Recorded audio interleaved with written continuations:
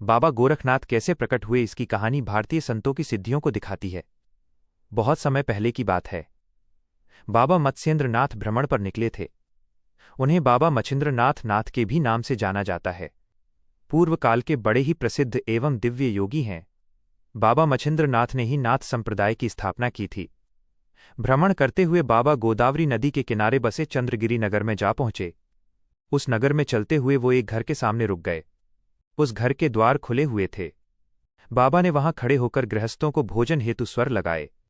तभी अंदर से एक महिला निकलकर बाहर आई। बाबा को देखते ही उन्हें प्रणाम किया और भोजन लाने अंदर चली गई। जब महिला भोजन लेकर आई तब उसके मुख पर प्रसन्नता नहीं थी। उसने आकर बाबा के पात्र में भोजन रख दिया।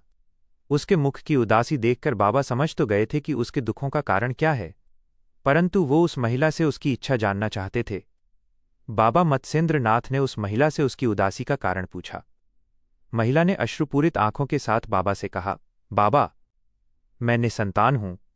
बाबा ने विभूति देते हुए उस महिला से कहा, देवी, ये विभूति खा लेना, निस्संदेह आपके घर पुत्र पैदा होगा।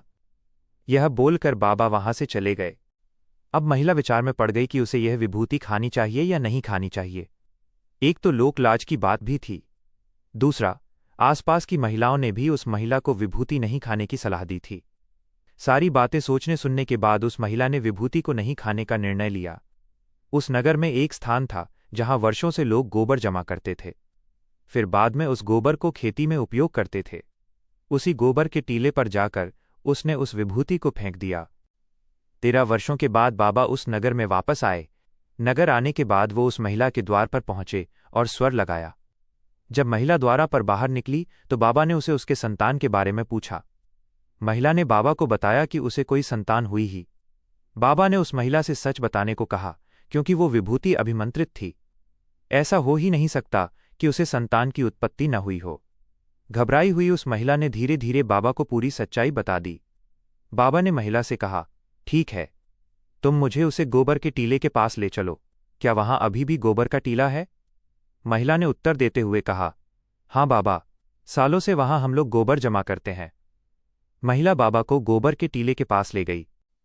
वहां पहुंचकर बाबा ने जोर से स्वर लगाया, अलख निरंजन।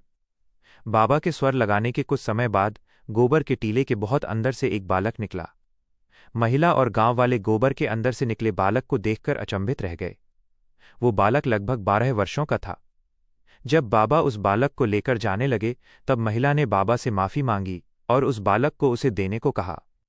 बाबा ने महिला को मना करते हुए बोला कि अब वो इस बालक के प्रति अधिकार नहीं रखती हैं। अब बालक का पालन पोषण शिक्षा दीक्षा बाबा स्वयं करेंगे। 12 वर्षों तक गोबर में रक्षित रहने के कारण इस बालक का नाम गोरक्ष पड़ा। ये बालक बड़े होकर बाबा गोरक्षनाथ एवं बाबा गोरखनाथ के नाम से प्रसिद्ध हुए। बाबा गोरखनाथ कैसे प्रकट हुए इसकी कहानी भारतीय संतों की सिद्धियों को दिखाती है। बहुत समय पहले की बात है। बाबा मत्स्येंद्रनाथ भ्रमण पर निकले थे। उन्हें बाबा मच्छिंद्रनाथ नाथ के भी नाम से जाना जाता है। पूर्व काल के बड़े ही प्रसिद्ध एवं दिव्य योगी हैं। बाबा मच्छिंद्रनाथ ने ही नाथ संप्रदाय की स्थापना की थी। भ्रमण करते हुए बाबा गोदावरी नदी के किनारे बसे चंद्रगिरी नगर में जा पहुंचे। उस नगर में चलते हुए वो एक घर के सामने रुक गए। उस घर के द्वार खुले हुए थे। बाबा ने वहां खड़े होकर गृहस्थों को भोजन हेतु स्वर लगाए।